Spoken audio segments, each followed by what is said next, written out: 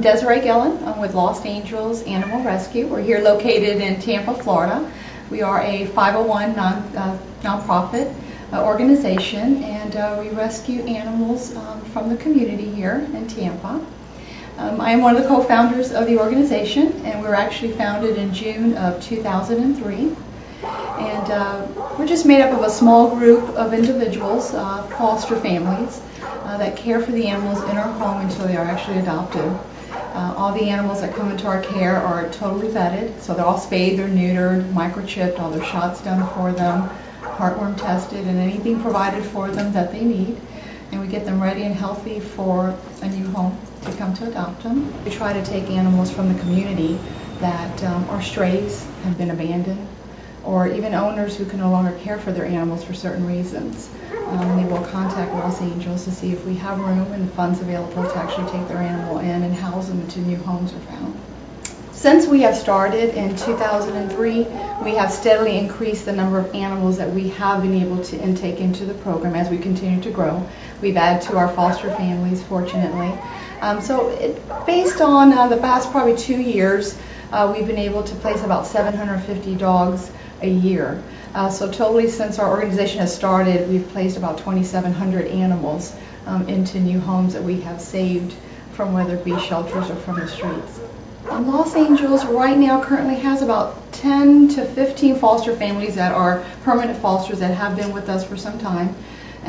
They usually do multiple numbers, so any of the fosters, particularly some of the older foster homes that we have, they'll do at least anywhere from 3 to 5 fosters at a time. I've been doing animal rescue, my wife and I, for 5 years. This will be our 12th dog that we've done rescue, which really, given what some people have 6, 7 dogs at a time, we get them the best home, and then we can do another one, and that's what we're able to give. We work real closely with a lot of the shelters in the area, many of them being no-kill shelters that don't quite yet see our philosophy. So we select our animals as far as we walk into the shelters, and we view them, and we pick the animals that we feel are most highly adoptable, and based on what the foster's capabilities are to foster, be it the breed, the size, the age, the health condition of the animal. And if someone from the general public does not actually adopt the animals from the shelter, then they are considered not adoptable and they will be actually euthanized. So once the animals come into a rescue program, they will remain in that program until a home is found.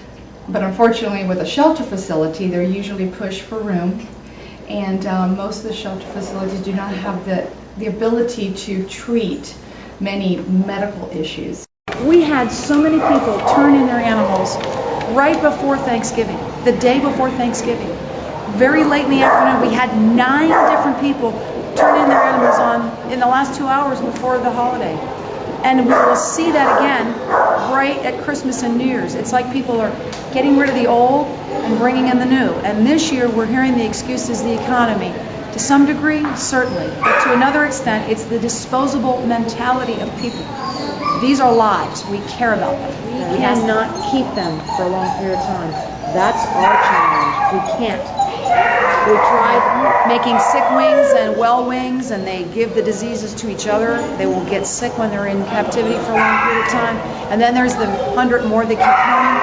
Our challenge is the amount of time for the supply that keeps coming. We can't turn the faucet off. But it's so much better than it ever was, thanks to all the different community partners, little shelters, little groups, people walking in. 7,000 people a month coming in here. We used to have a fraction of that. This is not the killing fields. It isn't. But we do a lot of other things besides adoption. This is a special area that for the moment, this is where we put animals that are being picked up by rescue. For example, that dog right there, if you want to look at this dog, going to Los Angeles, this little black dog on the right, this dog here is 13 years old. He was found by one of our employees tied up to a bench outside a church. The employee, one of our front desk guys, was going to a funeral, and this dog was abandoned there. It's a 13-year-old sweetheart. Yes, honey.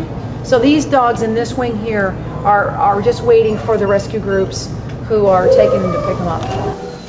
This dog is probably about 5 years old or more. It was brought to us, the owner surrendered it and said their excuse was, it's too big. At what point when you got a Great Dane didn't you understand you were getting a big dog? Even if you took it in from somebody else and it was the second owner, you can see how big this dog is. This dog is going to go to Great Dane Rescue of Southwest Florida. There's no reason that this dog should be brought to our shelter. What a good boy. What a boy! Yeah, I know. Yes. You're very sad and I love you. Well, I think most of our volunteers come from us because they probably run across us more times than anything, seen us in the public eye, and or they run across us at an event. And we do have a website, so people are able to see us on the website, as well as a lot of the vets' offices we use, groomers. We'll place out brochures.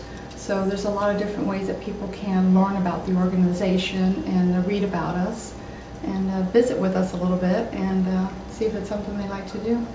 I'm Jackie. I'm a junior at Sickles High School, and I'm part of the Optimist, which is a service club. And we decided to help the Los Angeles people here today. We're helping take care of dogs. We're taking them outside, giving them water and food. It's a lot of fun. People should come here and adopt them. They need a home, a nice place to live. It's an awesome service project to do. It's a lot of fun, and we love doing it. And this is our first time, but I love doing it because I've done it before, like for myself. My sister and I came and volunteered, and then I told them when I got to Optimist we should do this, and the service project coordinator got hold of Desiree, and we got to do this. We never promote breeders. You know, we tell people there are so many dogs, cats out there that need homes, that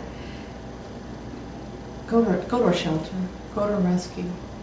An animal saved, regardless of which one it came from, is an animal saved. There's too many dogs without homes, and I don't feel it's right to breed dogs. Whenever I had a pet, I was just adopting them from a shelter or an adoption. Part of the time. They'll see a dog and they'll go, oh, it only has 3 legs, poor thing, I don't want that one. Or that one's got a missing eye, I don't want that one. They're looking for, I don't know if it's perfection, but they gotta learn to see them with their heart and overlook all the physical things that they may see that's not necessarily appealing to them at first sight, and see past all that and see the animal for what the animal is. Please understand that if you're going to get a pet, it's a responsibility. It's not a status symbol. I know it sounds preachy. Think about it. And most of all, please spay and neuter. Please help us out. The problem in the community is overwhelming. There are not finite dollars, and it's not only our problem, it's yours, because you're paying for us to have to take care of everybody else's unwanted animals. We want to help them. We just want fewer of them. Please pitch in and help us.